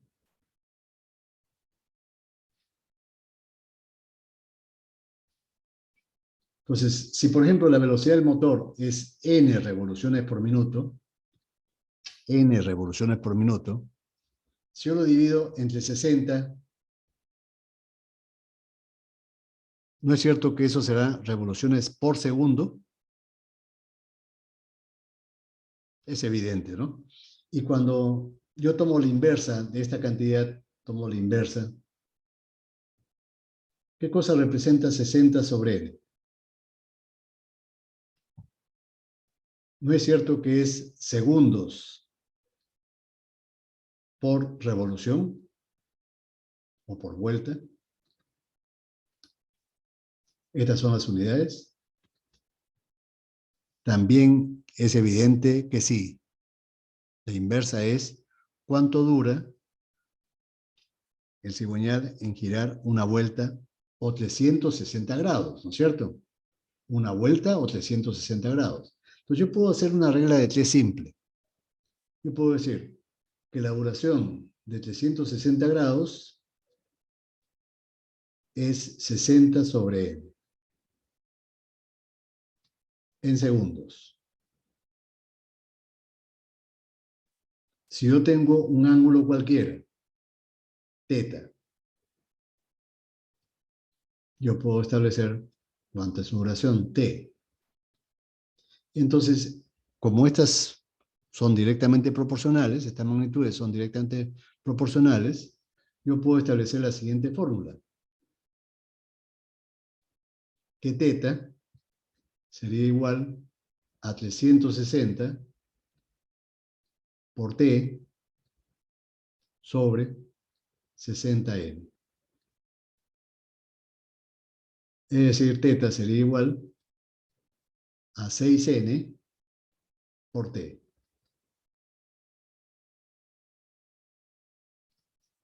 Y esa es la fórmula que yo estaba buscando, ¿ya? Entonces, acá yo puedo decir que, por ejemplo, teta 1 es igual a 6n por t sub 1. Teta 2 será igual a 6n por t sub 2. Y así sucesivamente, ¿no? Teta 3, 6n por t3. Ahora, les pregunté cuál de estas fases se intensificaba en la misma medida que la velocidad. Y me respondieron acertadamente que era la segunda fase. ¿Qué cosa significa que se intensifique en la misma medida? Que a medida que aumenta la velocidad, el tiempo que dura en milisegundos esa fase se va a reducir inversamente proporcional. Más rápido es el movimiento, pero menos tiempo dura entonces esa fase. Y eso implica intensificación. ¿Está claro? Hay menos tiempo, en otras palabras, hay menos tiempo disponible. Sí, hay menos tiempo disponible, se acorta el tiempo. T sub 2 se acorta en milisegundos.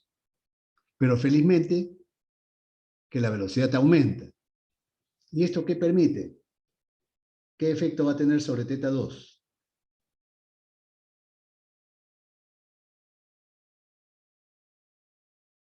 Si el tiempo se reduce y la velocidad se incrementa en forma inversamente proporcional, ¿qué efecto va a tener eso sobre teta 2?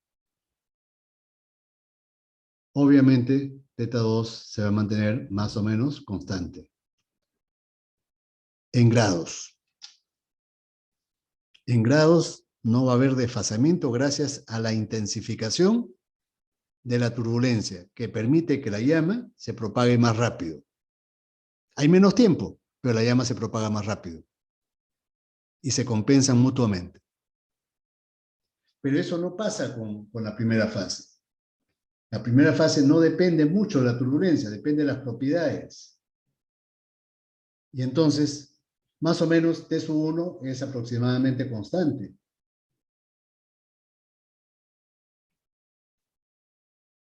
Y si la velocidad aumenta, entonces, ¿qué le pasa a teta 1? Aumenta. Aumenta, efectivamente. Teta 1 aumenta. ¿Y qué le pasa a teta 2? A teta 3, perdón. Dijimos que también depende de las propiedades. Entonces, como depende de las propiedades, T sub 3 también es aproximadamente constante.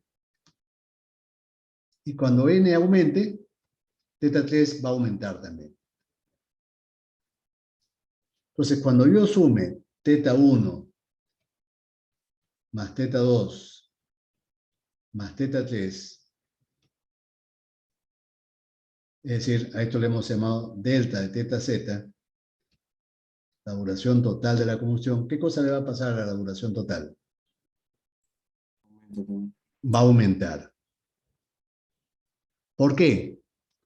Porque la primera fase y la última no se intensifican mucho con la velocidad. Dependen principalmente de las propiedades del combustible. Y como las propiedades no han cambiado, no se intensifican mucho con la velocidad. Se intensifican, aumentan un poquito su velocidad, pero no mucho. En cambio, la segunda fase, esa sí depende de la turbulencia. Y la turbulencia depende de la velocidad. Y esa fase sí se intensifica con la velocidad.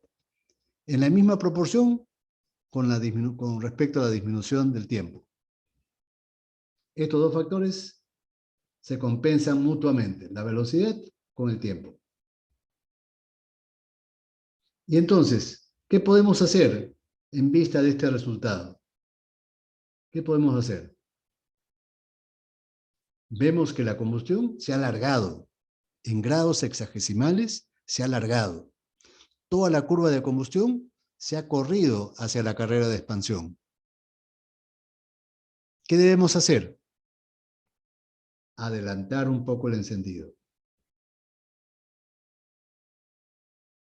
Debemos adelantar el encendido. ¿Ya? Y este adelanto en los motores automotrices debe ser automático. A medida que aumenta la velocidad, el ángulo de encendido debe aumentar automáticamente. Lo mismo ocurre con la carga. Con la carga, vimos acá en el caso anterior, que cuando baja la carga, cuando cerramos la mariposa, el ángulo de encendido debe aumentar cuando cerramos la mariposa. O lo que es lo mismo, ¿no? Cuando baja la potencia del motor a velocidad constante. Cuando baja la potencia del motor. En los motores de automóviles, esto se hace con un dispositivo mecánico llamado regulador de vacío.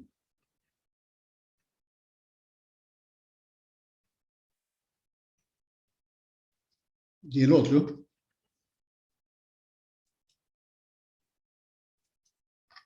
se hace con un dispositivo también mecánico, antiguamente, ¿no? Porque ahora todo es electrónico. Se hace con un dispositivo llamado regulador centrífugo.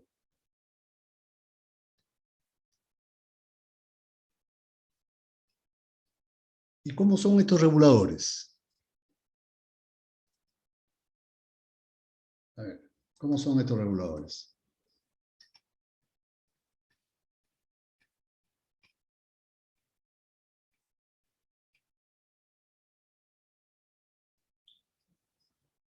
Aquí, por ejemplo, aquí tenemos el distribuidor eléctrico, ¿no? El distribuidor. Aquí tenemos el eje. El eje gira por acción del cigüeñal.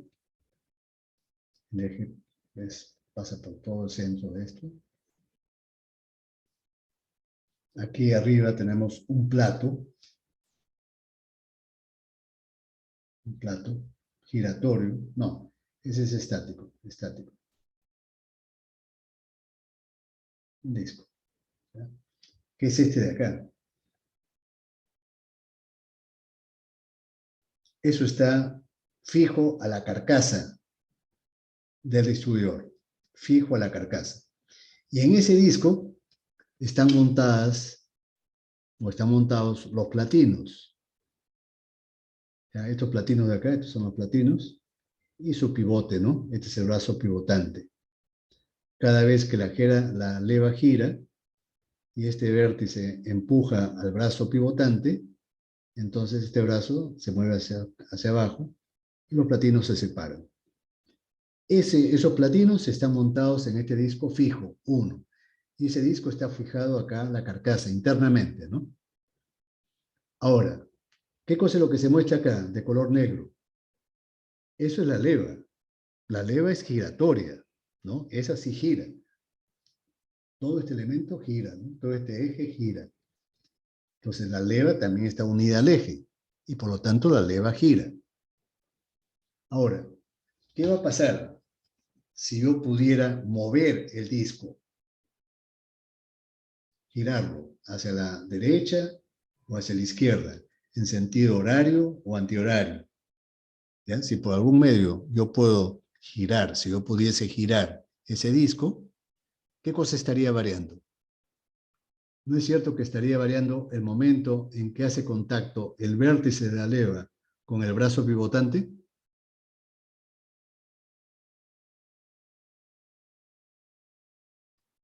Si yo tuviese esa posibilidad de hacer girar este disco 1, ¿no?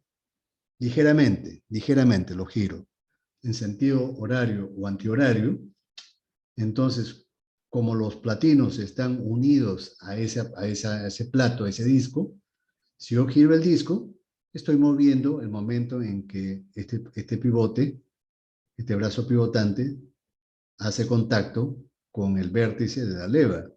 porque la leva no se mueve. La leva está unido a otro eje. La leva es independiente de este disco 1. No son solidarios. La leva no es solidaria al disco 1. Entonces, si yo giro el disco 1 en sentido horario o antihorario, estoy variando el momento en que este brazo se abre por acción de la leva. Tal como ocurre aquí, miren ustedes. Aquí tenemos una leva, ¿no? Una leva de 6 vértices. Es para un motor de 6 cilindros. Tenemos el brazo pivotante. Aquí está arriba, ¿no? El brazo pivotante es este de arriba. Y vean ustedes el disco. Acá le llaman base rotatoria. Yo le he llamado disco. Disco portaplatinos, donde los platinos están montados, instalados. Entonces, si yo pudiese girar este disco o base rotatoria, entonces estaría cambiando el momento en que los platinos se abren o se cierran. Pero se quedaba en la figura anterior. Ah, ya. A ver. ¿Ahora sí? Sí, ahora sí. Ahora sí. Miren, acá tenemos el disco, ¿no? El disco que les había mencionado, el disco portaplatinos. En el disco portaplatinos están instalados los platinos, tanto el móvil como el fijo. ¿Ya? Y tenemos, la leva es independiente, ¿eh? La leva no es solidaria a ese disco. Si yo pudiese girar ese disco o base rotatoria, lo que estaría cambiando es el momento en que estos platinos se abren o se cierran. ¿Y cómo lo logro eso? Lo logro, miren, con una cápsula neumática. Esta es la cápsula neumática. Dentro de esta cápsula tenemos un diafragma elástico. Un diafragma elástico. ¿Ya? Entonces, ¿qué pasaría? Si yo por el lado derecho succiono a este diafragma, el diafragma se va a deformar hacia la derecha. ¿No es cierto? Esta flecha azul significa succión. Succión. Si hay succión, el diafragma se deforma hacia la derecha. Y en su deformación arrastra a ese vástago rojo, a este de acá. Lo arrastra. Pero acá este vástago está pivotando, está unido de alguna forma con el disco portaplatinos. Entonces lo va a hacer girar. Lo va a hacer girar. Y al girar el disco portaplatinos, cambia el momento en que los contactos se abren o se cierran. Ahora, ¿cómo origino esta succión? ¿Cómo origino la succión?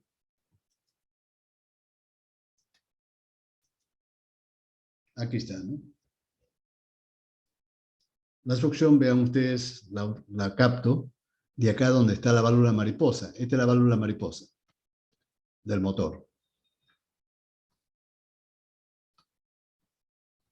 Cuando la válvula mariposa está casi cerrada o entrecerrada, entonces en esta zona por donde pasa el aire,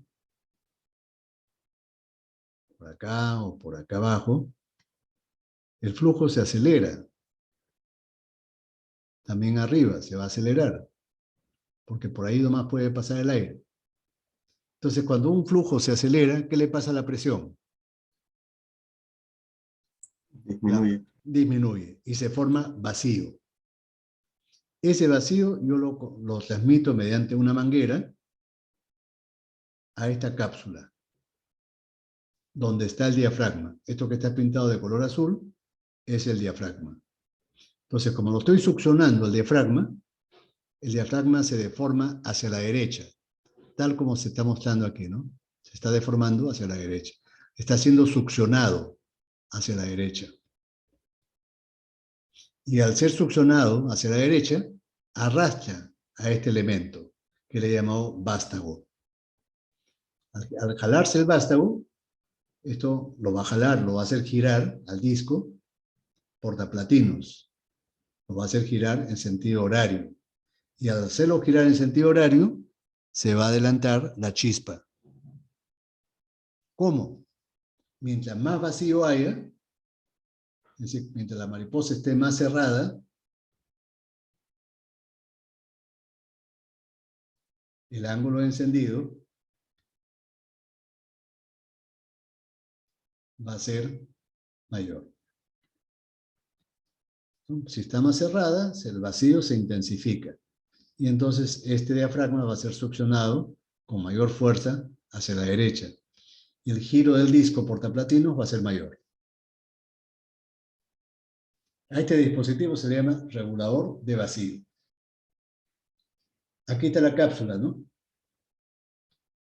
Y dentro de la cápsula está el diafragma. Pero Estos elementos, sí.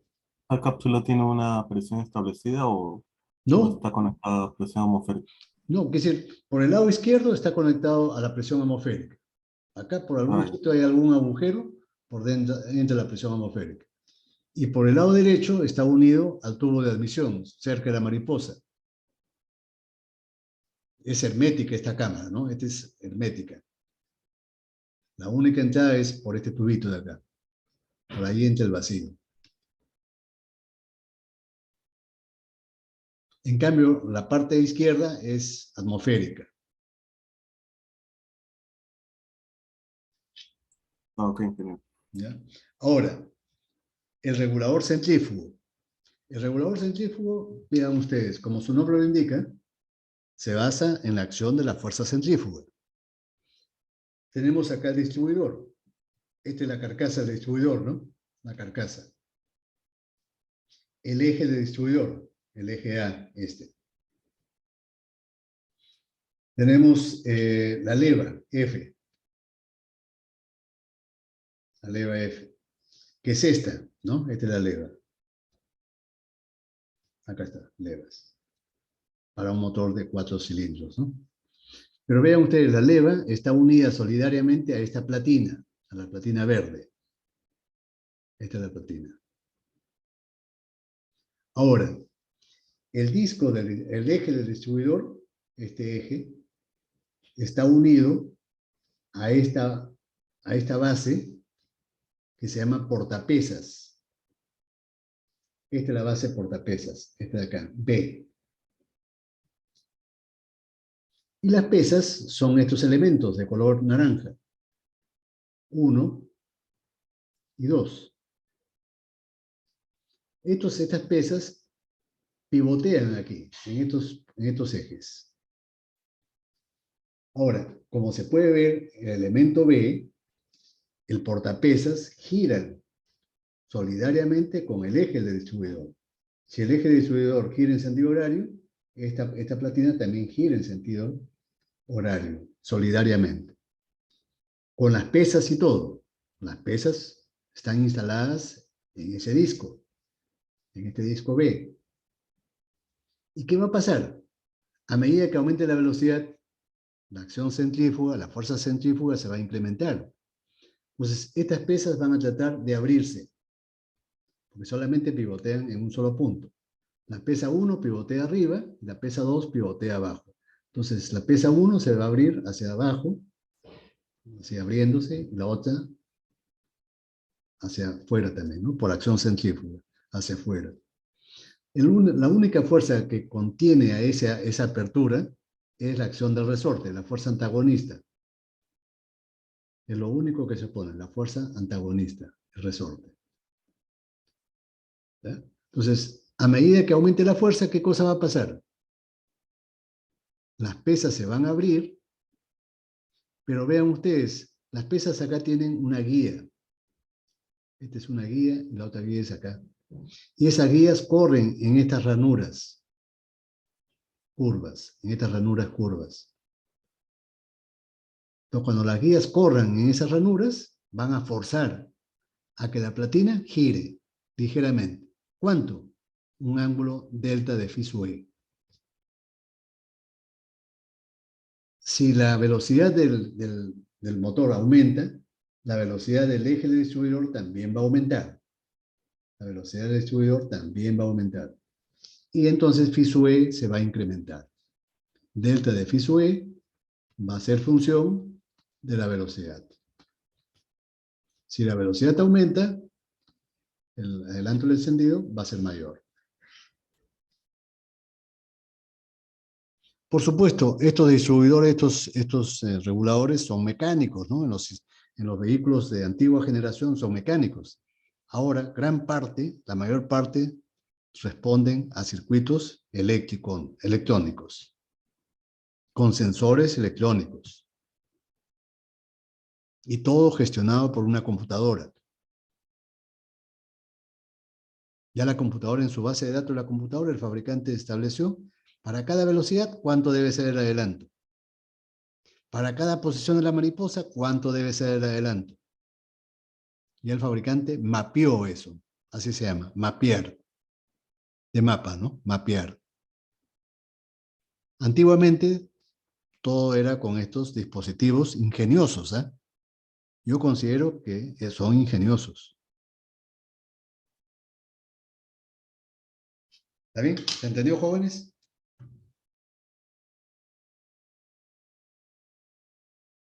Sí, ingeniero.